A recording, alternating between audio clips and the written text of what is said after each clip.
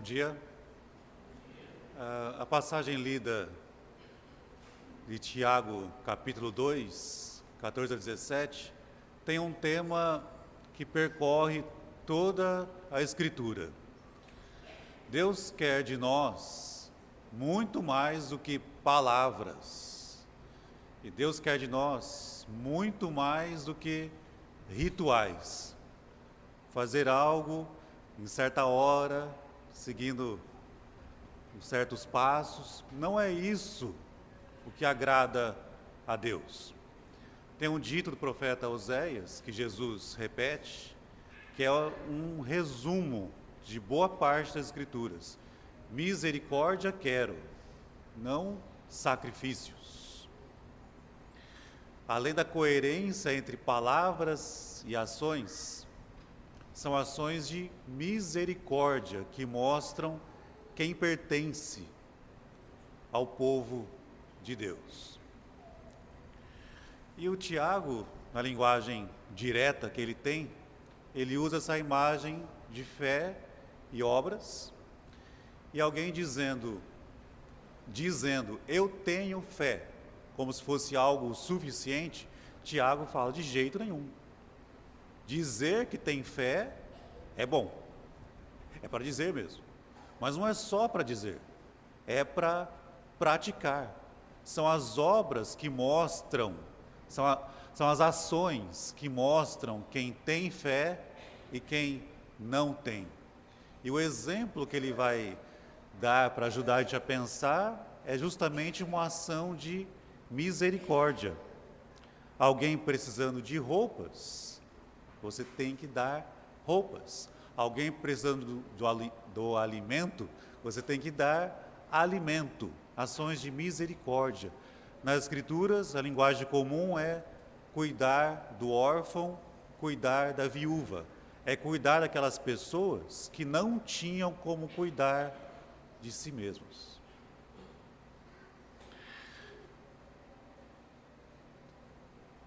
Agora, ações que mostram a fé.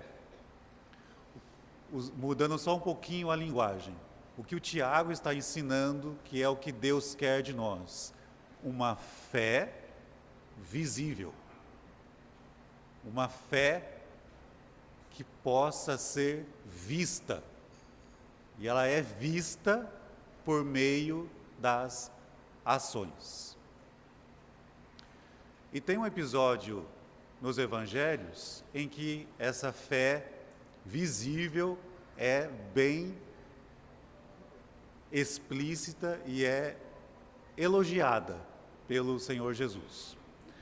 Leia comigo Marcos, capítulo 2.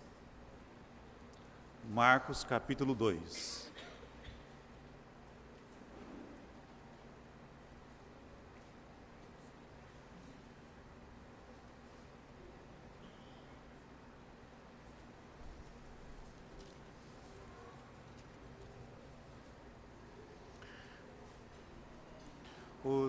Os evangelhos são biografias antigas, e o foco das biografias antigas, mesmo as modernas, é de mostrar aquele de quem se está falando. Então, é claro que o personagem principal aqui é Jesus.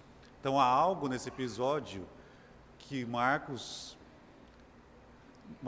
nos revela algo sobre Jesus nesse episódio.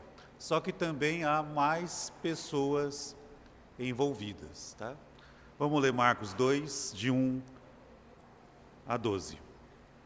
Poucos dias depois, tendo Jesus entrado novamente em Cafarnaum, o povo ouviu falar que ele estava em casa. Então muita gente se reuniu ali, de forma que não havia lugar nem junto à porta, e ele lhes pregava a palavra. Vieram alguns homens, trazendo-lhe um paralítico, carregado por 4 deles. Não podendo levá-lo até Jesus, por causa da multidão, removeram parte da cobertura do lugar onde Jesus estava e, pela abertura no teto, baixaram a maca em que estava deitado o paralítico. Vendo a fé que eles tinham, Jesus disse ao paralítico: Filho, os seus pecados estão perdoados. Estavam sentados ali alguns mestres da lei, raciocinando em seu íntimo: por que esse homem fala assim? Está blasfemando. Quem pode perdoar pecados, a não ser somente Deus? Jesus percebeu logo em seu espírito que era isso que eles estavam pensando e lhes disse: por que vocês estão remoendo essas coisas em seu coração? Que é mais fácil dizer ao paralítico: os seus pecados estão perdoados? Ou, levante-se, pegue a sua maca e ande. Mas para que vocês saibam que o Filho do Homem tem na terra a autoridade para perdoar pecados, disse ao paralítico: eu lhe digo, levante-se, pegue a sua maca e vá para casa. Ele se levantou, pegou a maca e saiu à vista de todos, que atônitos glorificaram a Deus, dizendo: nunca vimos nada igual. Olha o que esse episódio nos diz sobre Jesus. Alguém é trazido até ele e ele declara que os pecados daquela pessoa estavam perdoados. E aí os mestres da lei, pessoas que conhecem as Escrituras, perceberam algo muito estranho. Quem é Jesus para perdoar pecados? E olha como eles argumentam: só Deus, e o original é assim, só um Deus, Deus de Israel, que perdoa pecados. Mas Jesus age como se ele, Jesus, estivesse perdoando pecados. Filho, os seus pecados estão perdoados. Repara no que ele diz e no que ele não diz. Ele não fala assim: assim diz o Senhor, os seus pecados estão perdoados. Ou ele tem uma visão na hora e aí ele perdoa pecados. Não, Jesus está pregando a palavra, o homem é trazido, Jesus se vira para o homem: filho, seus pecados estão perdoados. Quem está vendo a cena percebe, Jesus age como se o próprio Jesus estivesse perdoando pecados. Mas quem pode perdoar pecados? Os mestres da lei estão dizendo: só Deus. Só que eles veem isso e pensam: ele está blasfemando. O que quer dizer isso, blasfemar? Jesus está se colocando no lugar de Deus. Deus perdoa pecados, mas quem é Jesus? Só Deus perdoa pecados. Jesus perdoar pecados, para quem não acredita ainda em Jesus, é a ação de um homem que está blasfemando, um homem que está se colocando no lugar de Deus, indevidamente, blasfemando. Jesus percebe o que eles estão pensando, só que Jesus não corrige o raciocínio deles, de que só Deus perdoa pecados. Jesus não corrige isso. Mas o que Jesus faz é mostrar que ele tem autoridade para perdoar pecados, deixando ali uma pista para que eles pensassem sobre quem era de fato Jesus. E como a gente viu ontem, ainda tem uma alusão aqui a Daniel capítulo 7, esses homens teriam muito para meditar a respeito do Filho do Homem com autoridade na terra. E é a primeira pista, pelo menos a primeira pista que a gente viu ontem, a primeira pista clara a respeito da divindade de Jesus, é esse capítulo 2 aqui de Marcos, essa cena. Quem pode perdoar pecados senão Deus? Jesus perdoa pecados. Portanto, é uma pista que você vai juntar com outros episódios em Marcos e você chega à conclusão: Jesus e Deus são um. E por isso Jesus pode perdoar pecados.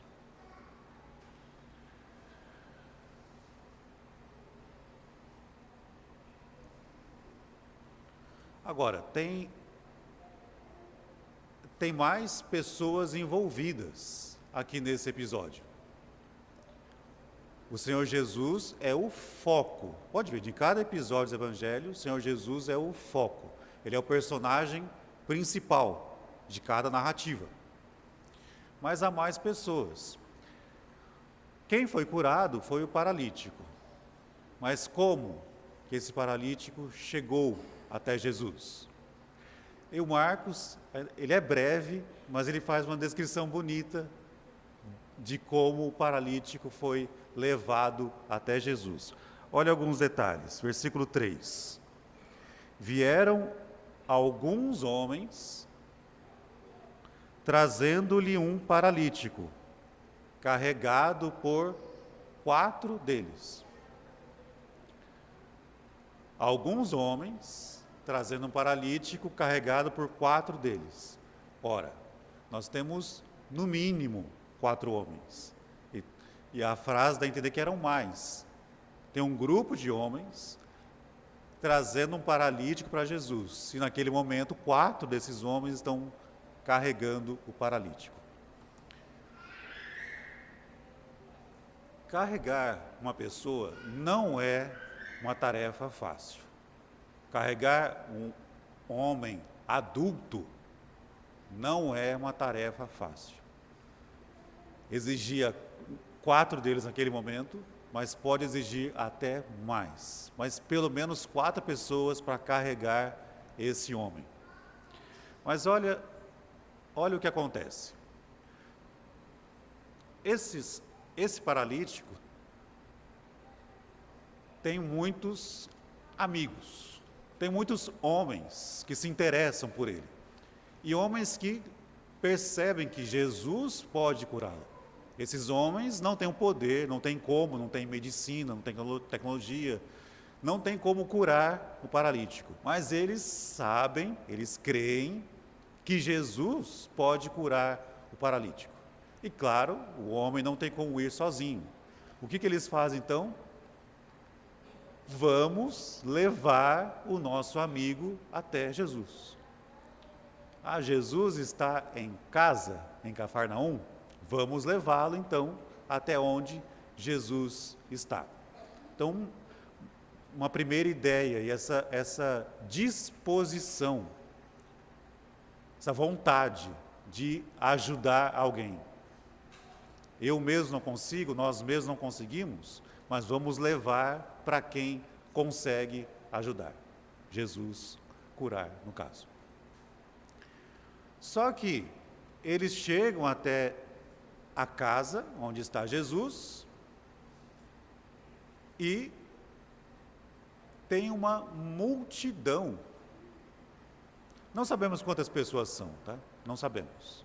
Mas é muita gente para uma casa, a ponto de não ser possível pedir licença e chegar até Jesus.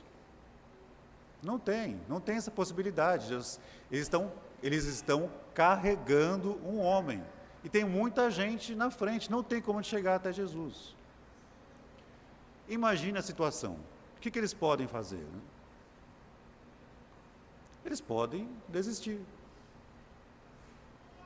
A gente queria tanto ajudar o nosso amigo, mas não deu. Não deu, tem muita gente aqui. A gente olha, amigo, a gente tentou, mas tem muita gente, a gente não vai conseguir levar você até Jesus. Mas não sabemos quem, não sabemos quantos, mas pelo menos um deles teve uma ideia brilhante. Brilhante. Nós estamos aqui com o nosso amigo. Tem uma multidão. Jesus está dentro da casa. A gente não tem como passar pela multidão. Mas olha, tem como a gente passar por cima. Tem como a gente chegar em algum lado da casa e imagine quanta gente envolvida nisso. Nós vamos subir o nosso amigo, nós vamos abrir o telhado e nós vamos baixar o nosso amigo até a presença de Jesus. É muita criatividade e muita vontade de ajudar o amigo. Aí olha como o Marcos escreve a primeira ação de Jesus, ali no versículo 5. Vendo, Jesus, vendo a fé que eles tinham, Jesus disse ao paralítico: seus pecados estão perdoados. Ora, o que Jesus viu? O que Jesus viu foram as ações daqueles homens. Jesus viu, em algum momento ele está pregando a palavra, em algum momento o teto começa a se abrir e alguém é baixado até ele. Jesus vê a fé daqueles homens, como? Vendo as ações daqueles homens para ajudar o amigo paralítico. E ao ver isso, Jesus perdoa pecados e em seguida, mostrando a autoridade que ele tem, ele cura o paralítico. Fé sem obras é morta. O que é importante, o que Deus quer, é que a nossa fé seja visível por meio de ações. E repare, é para a gente ser criativo para ajudar alguém. Se não é possível ajudar de uma certa forma, pense, busque uma maneira de ajudar de uma outra forma. Mantenha a sua disposição para ajudar. Mantenha a sua disposição para praticar ações de misericórdia, que vão além da sua primeira ideia. Primeira ideia é levar até onde está Jesus. Não deu. O que a gente faz? Vamos dar a volta, vamos passar por cima da multidão e vamos dar um jeito, vamos ajudar quem precisa. Fé sem obras é morta. Sejamos leais ao Senhor Jesus, praticando ações visíveis de misericórdia. Que Deus nos abençoe.